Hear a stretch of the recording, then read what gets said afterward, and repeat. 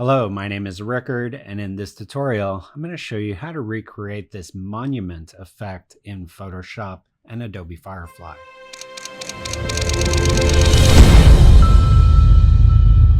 If you want to follow along, I have included the image assets that I use in a link in the description of this video. However, just note that because we're using Adobe Firefly, you will not get exactly the same results as I do. But go ahead, download that, and then let's dive into Photoshop. All right, the first thing I'm going to do is go to File, New. I'm going to create a document that's 1920 by 1080, and this is going to be our composition reference. So let's hit Create, and what I want to do here is put in my letters that I'm going to turn into a stone monument. So let me go onto the Type tool. Just in the center here, I'm going to type in Nucly. I'll make that quite a bit bigger. So these will be my stone monuments on top of my mountain. So maybe around 444 points. I'm going to move this kind of to this, a little bit more to the center, a little above center. So about right there. The next thing I want to do is I want to roughen up the edges. Now, the tools that I'm going to be using for this don't work on type. And they also don't work on layers with transparency. So in order to resolve that, what I'm going to do is just hold down Command, click on my thumbnail, which will load my transparency, and then I'm just going to add a solid color, leave that the same gray color. So now what I have, if I hit Option and click, is my mask, and this is what we're going to be running the filters on. So first, let's go to Filter, Pixelate, Crystallize, and this will just roughen up our edges quite a bit. We can leave this at about 10 and then hit OK. Next, we're going to smooth those out.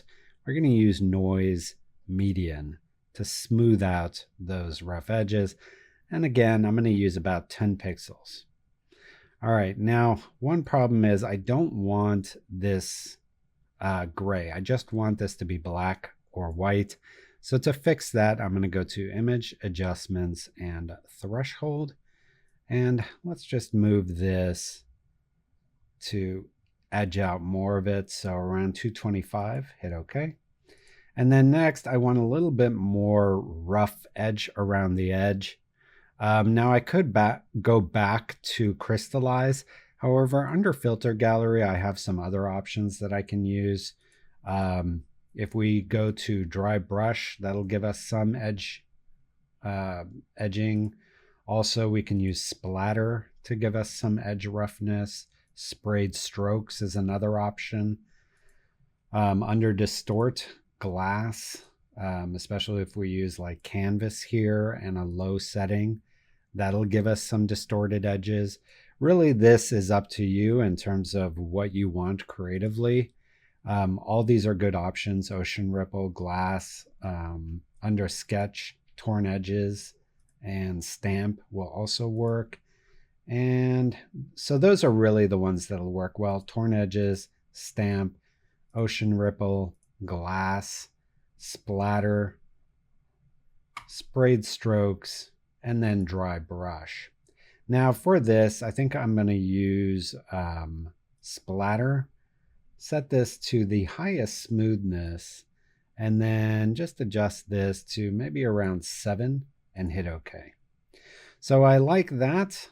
Now if I option click on my mask again, you can see if I turn off my type layer that that's applied all that to my gray layer. So I'm going to right mouse click and rasterize this layer, and then right mouse click and apply the layer mask. So now I just have my lettering. We're going to call these monuments.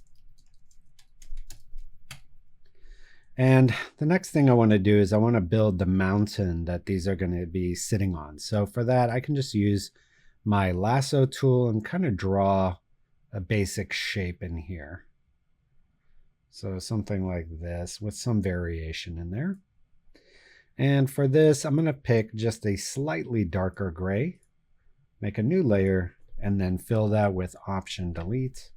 or Alt Backspace for PC. I'm going to deselect. We'll call this mountains. And now that I've created the mountains, I also want to take my letters and just skew them up a little bit so that they're not so nice and clean.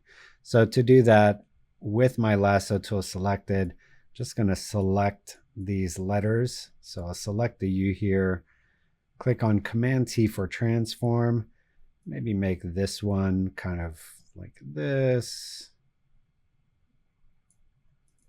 And then let's select the C. Command T for transform, maybe move this one down a bit, like so. And then the L, again, Command T, maybe make this one like this. And then I'll grab the Y, Command T, kind of make this one a little bit lower. And if I wanted to also give these a little bit more 3D shape, I might make the Y a little bit bigger and the N a little bit smaller, just so that it's kind of going off into the distance a little bit, like that. Then the other thing I want to do here is I want to take my monuments, which is my letters, and just make a copy of this layer. I'm going to call this monuments edges. And I'm going to put that below my monuments layer and do Command T for transform and make this whole layer a bit smaller and move it down. And then I'm going to go to Image, Adjustments, Hue Saturation, and make this lighter. You can see that's basically creating a 3D edge there. And I probably want to move this down a little bit more to about there. And then with a brush, let's just select here a general hard round brush. I'm going to make this smaller. Hold down Option to select this lighter gray color here. And on my monuments edges, I'm just going to make this a little bit more 3D correct, meaning you wouldn't have these spaces between if these were actual edges of the letter. And because this is just going to be a reference, it's not super important that these are perfect. You just want to make it look a little more realistic in terms of the 3D effect there. So something like that. And then we might want to have a couple of these kind of come forward. So what I might do here is hold down, take my mountains layer, hold down Command J to make a copy, and we'll call these mountains background. I'm going to put these behind the letters and then add a mask to my mountains. Go back onto my brush tool and with a black brush, just paint out the Y and the L here because I want those kind of coming forward, and maybe the bottom of the N as well, just so that these are kind of in various locations as it relates to this mountain here. All right, next I'm going to do Command J on this one more time, bring that to the very top. We're going to call this mountains foreground. I'm going to do Image, Adjustments, Hue Saturation. We're going to make this one darker. And then I'm going to pull it down, do Command T for transform, kind of flip that horizontal, make it a lot bigger, and maybe just stretch it a bit, just so that we have some kind of foreground rocks here. So something like that, and you can kind of start imagining what this might look like. So that's pretty good as my reference. What I'm going to do now is go to File, Export, Save for Web, put this on JPEG High, hit Save, and in our Assets folder, we'll call this Composition Reference. All right, next I'm going to go into Adobe Firefly, and come into Adobe Firefly, make sure you're logged into your Adobe account, and then here we're going to type in huge vertical stone monuments on a mountaintop with ivy growing up on the bottom of them, cloudy background, hyper realistic, and misty. And let's hit generate. And before this is even done generating, I know I want to change some of my settings on the left here. So I'm going to change the aspect ratio to 16:9. I'm going to change the content type to art. And then down here under effects, I'm going to put on all. Just go down here. I'm going to select fantasy. And then further down here, I want to select cinematic, concept art, and digital art. And then if I scroll all the way to the bottom under lighting, I want this to be dramatic lighting. And then I want the camera angle to be wide angle. Let's hit generate again. And I'm liking all of these, but I kind of like this one in terms of the lighting and stuff. So let's go ahead and select this. And we're going to use this as a style reference. And then if we scroll back up here, you're going to see we have an option for our composition reference. So here is where we're going to upload this composition reference we just made. So we're going to hit there, hit continue. We're going to put the strength all the way to the right. So it's the highest strength. And then we're going to hit generate one more time. So there you can see we've got some pretty cool looking effects. The one thing I would like is for it to clearly say Nucly. So what we're going to do here is we're going to help the AI a bit. So we're going to say huge vertical stone monuments, spelling the word Nucly on a mountaintop with ivy. We'll leave the rest of the prompt the same and then hit generate again. And now we're getting some really cool effects. I really like this one right here.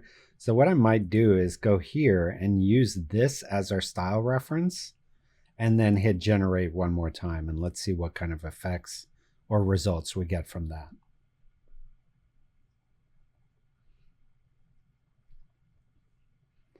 And there you can see we're getting some really nice looks there. Kind of like this one right here or this one. Actually, I'm kind of liking all of these actually. But let's try some more on this. I kind of like the sun there. So I'm going to click here and say generate similar. And honestly, none of them looked as good as this. I think what I'm going to do is I'm going to use this as our style reference and hit generate one more time. Now you'll notice it lost our composition reference. I don't know if this is a bug or if that happens when you hit the generate similar, but because we lost our composition reference, it's kind of going haywire here. Let's go ahead and upload our composition reference one more time, put the strength on 100, and let's hit generate one more time. I'm going to go ahead and get rid of fantasy and get rid of the word misty. And let me try this one more time. And this step is really trial and error. You can try different prompts. You can add different words. You can try different things to get different results. And I kind of like this one here. So let's go ahead and download this one. And now that it's downloaded, I'm going to go ahead and open this in Photoshop. And we're going to add a few effects in here to make this look a little more realistic. So for one, I want to add maybe some birds flying in the sky. So let me add a layer here. We'll call this birds. And I'm going to use my silhouette brushes for this. So I'm just going to go onto my brush, right mouse click, go down to my birds and flocks brushes, kind of scroll down here. I want a large flock of birds.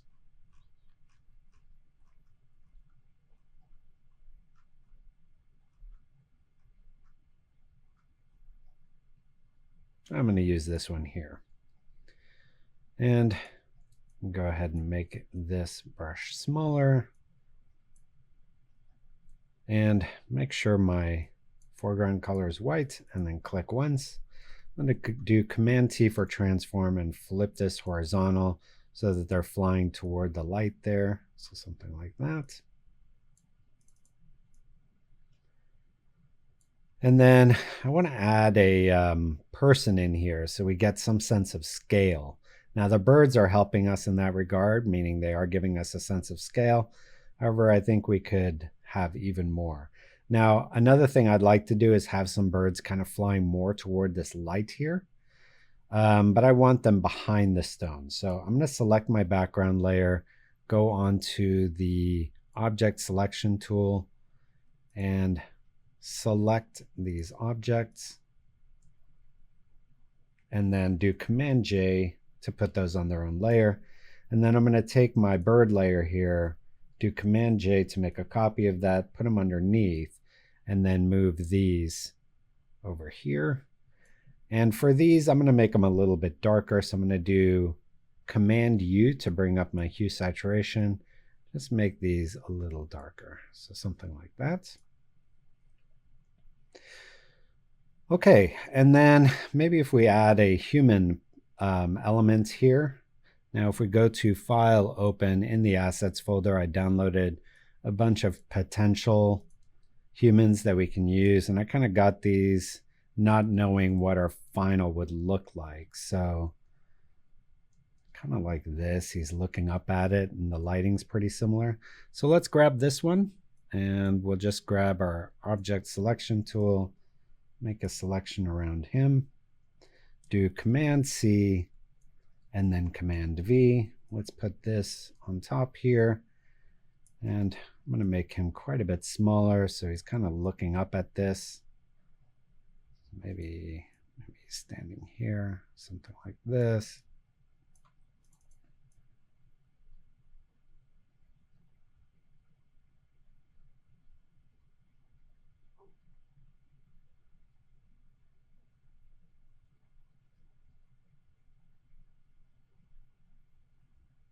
And I'm just looking where he might look best. I think somewhere around here where we can kind of see his legs. Looks good. So something like this. And then maybe I can just use generative fill to make the bottom of this a little more convincing. I'll just type in shadow.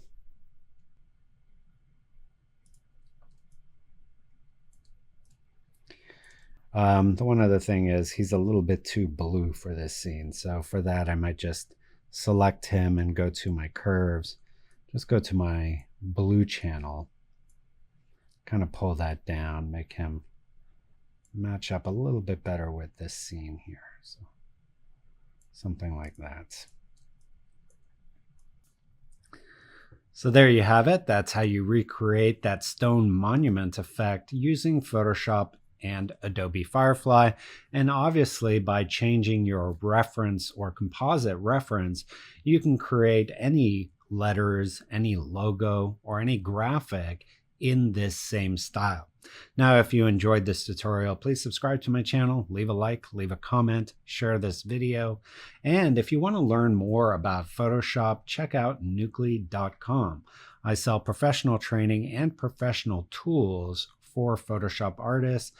And I'll also include a link to my full set of silhouette brushes. These are really great, especially if you're using any kind of AI image generators, which usually, let's be honest, mess up people and mess up animal shapes. With these silhouette brushes, you can add that touch of actual realism, photographic realism, to your composites very easily with a single click. And my full bundle includes a mini course on how to get the most out of these silhouette brushes. We have the whole set on sale right now, so I'll leave a link to that in the description of this video. Check that out. Otherwise, here are some other tutorials to check out, and I'll see you next time.